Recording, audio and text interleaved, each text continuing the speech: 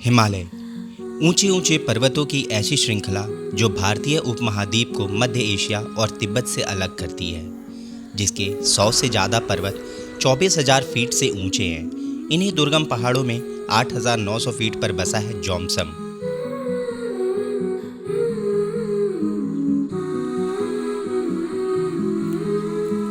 काली गंडकी नदी के किनारे धौलागिरी और नीलगिरी की ऊंची ऊंची चोटियों के बीच बसा नेपाल का बेहद खूबसूरत टूरिस्ट डेस्टिनेशन, साथ ही जिला मुख्यालय के रूप में एक प्रशासनिक और वाणिज्यिक केंद्र, जहां सरकारी अधिकारी और व्यापारी स्थानीय निवासियों के साथ कंधे से कंधा मिलाकर काम करते हैं, जिन्हें थकाली के नाम से जाना जाता है।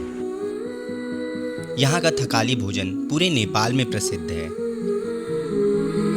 अनेक हाई माउंटेन ट्रैक्स यहाँ से शुरू होते हैं। रोड के साथ ही जोमसम का एयरपोर्ट भी है, जो आधुनिकता और विरासत का जीता जागता उदाहरण है। पोखरा से ये एयरपोर्ट नियमित उड़ान से जुड़ा हुआ है। सुबह 10 बजे के बाद चलने वाली तेज हवाओं के कारण यहाँ प्रतिदिन सिर्फ सुबह सुबह ही विमान आते जाते हैं। यह तिब्बतन जीवन शैली से प्रभावित क्षेत्र है, अतः यहाँ तिब्बतन बुद्धिज्म कल्चर हर तरफ देखने को मिल जाएगा।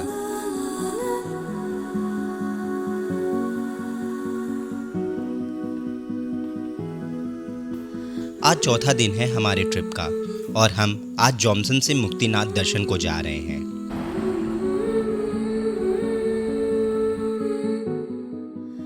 जोमसम से मुक्तिनाथ की दूरी 24 किलोमीटर है, वहीं जोमसम से कागबेनी की दूरी 11 किलोमीटर है।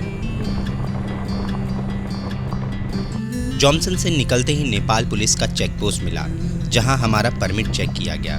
परमिशन ना होने के कारण मेरा ड्रोन भी वापस आने तक के लिए जमा कर लिया गया है।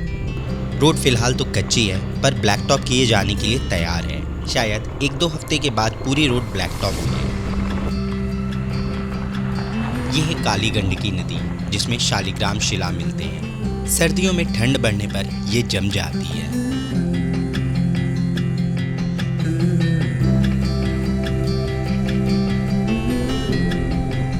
दोस्तों, ये पूरा क्षेत्र मुस्तांग जिला में आता है, जो एक ट्रांस हिमालयन क्षेत्र है। मुक्तिनाथ मंदिर के करीब होने के कारण इसे मुक्ति क्षेत्र भी बोलते हैं। यह है कागबेनी। कागबेनी हिमालय के सबसे पुराने गांवों में से एक है। ये एक रेन शेडो एरिया है, जहां मौसम सूखा, ठंड और तेज हवाएं लिए होता है। यहाँ पुराने तिब्बतन कल्चर और भाषा आज भी प्रचलित है। यहाँ के मठ और मंदिर देखने योग्य हैं। हिंदू श्रद्धालु यहाँ रुककर अपने पितरों की आत्मा की शांति के लिए काली गंडकी नदी के किनारे विशेष पितृ पूजा कर मुक्तिनाथ दर्शन को जाते हैं। यहाँ भी ठहरने की हर प्रकार की सुविधा उपलब्ध है। यहाँ से लेफ्ट का रास्ता कागबेनी तथा अपर मस्तांग के लोमाथांग होते हुए नेपाल तिब्बत बॉर्डर यानी कोइराला बॉर्डर को जाता है। वहीं राइट साइड की रोड हमें मुक्तिनाथ को ले जाएगी।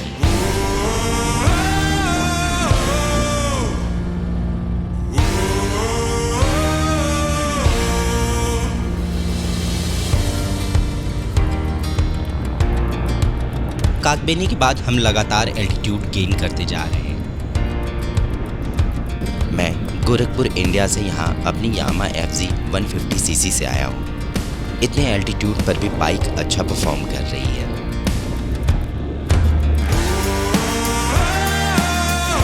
खुला समतल मैदान पाकर कुछ लोग डर्ट बाइक का लुत्फ उठा रहे हैं।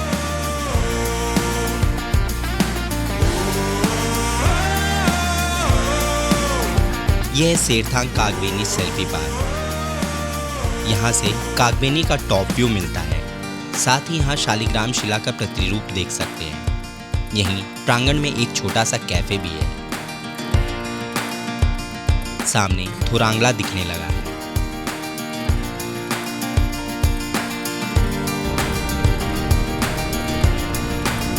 रोड साइड इन फूलों से लदे पेड़ों ने एक बार फिर मेरा रास्ता रोक लिया है। क्या आप गैस कर सकते हैं ये किस चीज़ के फूल हैं?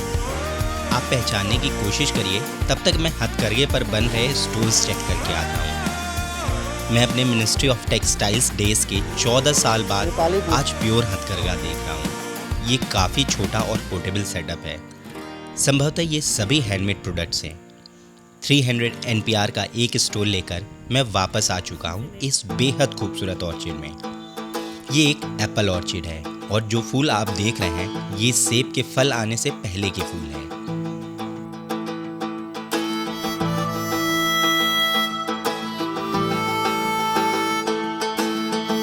नज़ारे बेहद खूबसूरत हो चुके हैं। सुबह की रोशनी में पूरी प्रकृति चमक उठी है।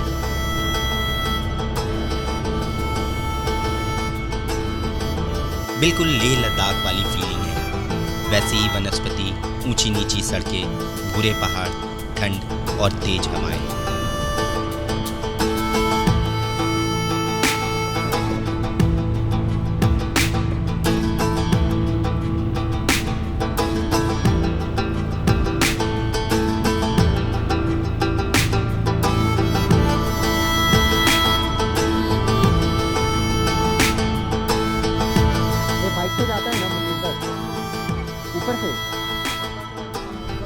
यह है मुक्तिनाथ की पार्किंग। बस, कार आदि वाहन यहीं तक आते हैं। यहाँ से मंदिर तक का सफ़र पैदल, पालकी पर या फिर मंदिर के द्वार तक खच्चरों की सवारी कर पूरा कर सकते हैं। पर हम क्योंकि बाइक से हैं तो हम मंदिर की सीढ़ियों तक अपनी बाइक ले जा सकते हैं। मंदिर जाने की मुख्य सड़क निर्माणाधीन है, अतः हम इस कच्चे रास्ते से मंदिर को जा रहे हैं।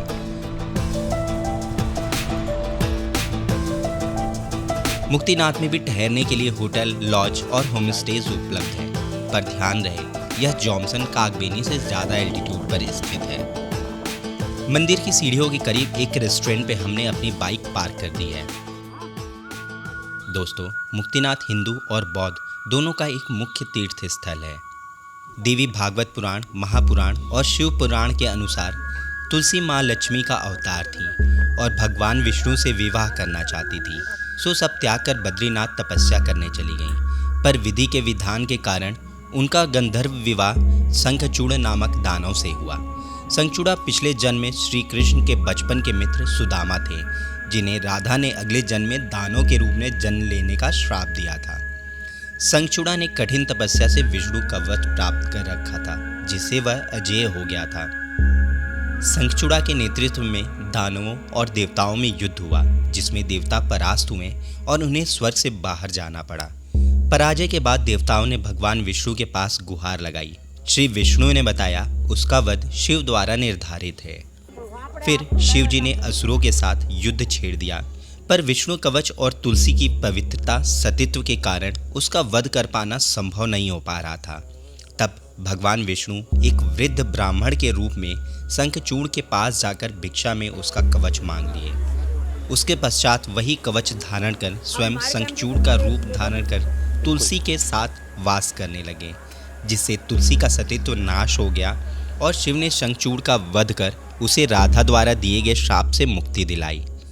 इधर तुलसी विष्णु जी को पहचान गई और अपने ही भक्त की मृत्यु का कारण बनने पर श्री हरि को भावनाहीन मानते हुए पत्थर बनने का श्राप दे दिया।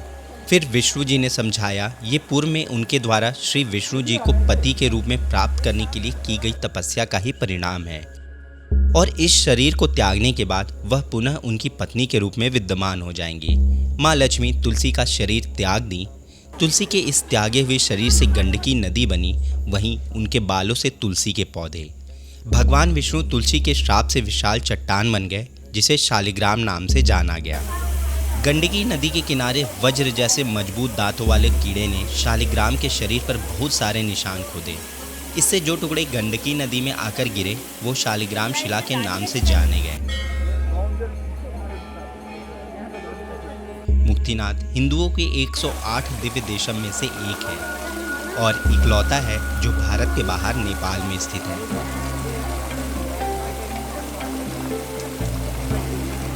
दर्शनार्थी मंदिर में दर्शन से पहले इन 108 धाराओं में नहाते हैं। इन्हें मुक्ति धारा के नाम से जाना जाता है।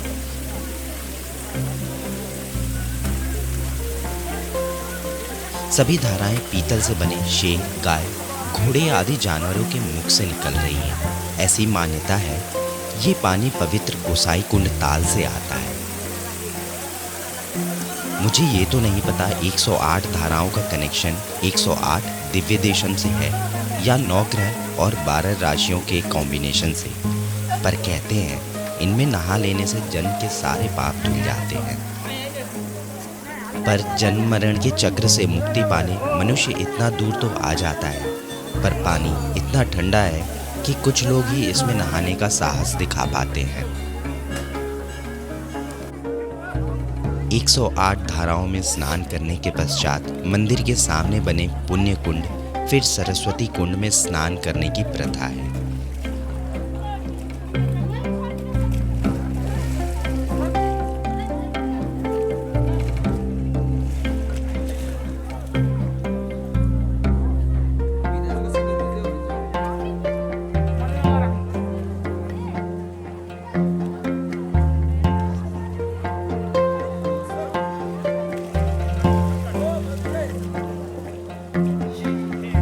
दोस्तों, एक अन्य प्रचलित मान्यता ये है कि स्कंद पुराण, पद्म पुराण के अनुसार असुर जलंधर समुद्र मंथन के परिणाम से आक्रोशित होकर देवताओं से युद्ध कर उन्हें परास्त कर स्वर्ग से बाहर कर दिया था।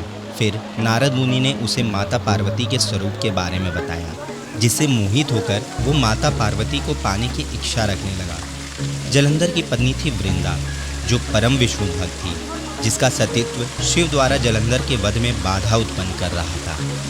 वृंदा के समक्ष जलंधर का नकली मृत शरीर प्रस्तुत किया गया, जिसे वृंदा ने पुनः जीवित करने की गुहार एक ऋषि मुनि से लगाई। मुनि ने शरीर को पुनः जीवित कर दिया और विष्णु वृंदा के साथ जलंधर बनकर रहने लगे। कुछ समय बाद वृंदा को एहसास होने पर उन्होंने विष्णु जी को श्राप दिया, जैसे मैं अपने पति से बिछड़ गई, वैसे ही आप भी अपनी पत्नी से बिछड़ जाओगे। इस श्राप के कारण राम अवतार में रावण द्वारा सीता जी का हरण हुआ और विष्णु रूपी राम जी अपने पत्नी से बिछड़ने के दुख को झेले। वृंदा के मृत्यु से आहत विष्णु जी इस स्थान पर क्षुब्ध अवस्था में ठहर गए। बाद में धात्री और तुलसी की सहायता से उनका पुनः वैकुंठ जाना हुआ। इस मंदिर को तिरुपति, पुष्कर, बद्रीनाथ आदि 8 स्वयं व्यक्त क्षेत्र में से एक माना गया है। मंदिर में भगवान विष्णु शालिग्राम रूप में विराजमान है। हिंदुओं की तरह ही बुद्धिज्म में भी इसे प्रमुख धार्मिक स्थल माना गया है। उसकी जानकारी किसी दूसरे वीडियो में ज़रूर उपलब्ध कराऊंगा। मुख्य मंदिर में कई और छोटे छोटे मंदिर और मठ बने हुए हैं। यहाँ पास में ही ज्वालामाई का मंदिर भी है, जहाँ हिमाचल के ज्वाला जी की तरह पत्थरों के बीच से निरंतर अग्नि निकलती रहती है। ये स्थान माता सती के 51 शक्तिपीठों में से एक है। कुछ कहते हैं यहाँ उनका दाहिना गाल गिरा था, कुछ कहते हैं शीश। माता शक्ति को यहाँ गंडकी चंडी के नाम से जाना गया। वहीं हर शक्तिपीठ की सुरक्षा के लिए शिवजी द्वारा बिठाए गए भैरव को चक्रपाणी। दर्शन के बाद हम लंच करने आ गए हैं। लंच के बाद यहाँ से पोखरा के लिए निकल जाएंगे। मिलते हैं नेक्स्ट एपिसोड में। वीडियो पसंद आया हो तो चैनल को लाइक, शेयर एंड सब्सक्राइब करना ना भूलें। Thank you. जय बाबा मुक्तिनाथ।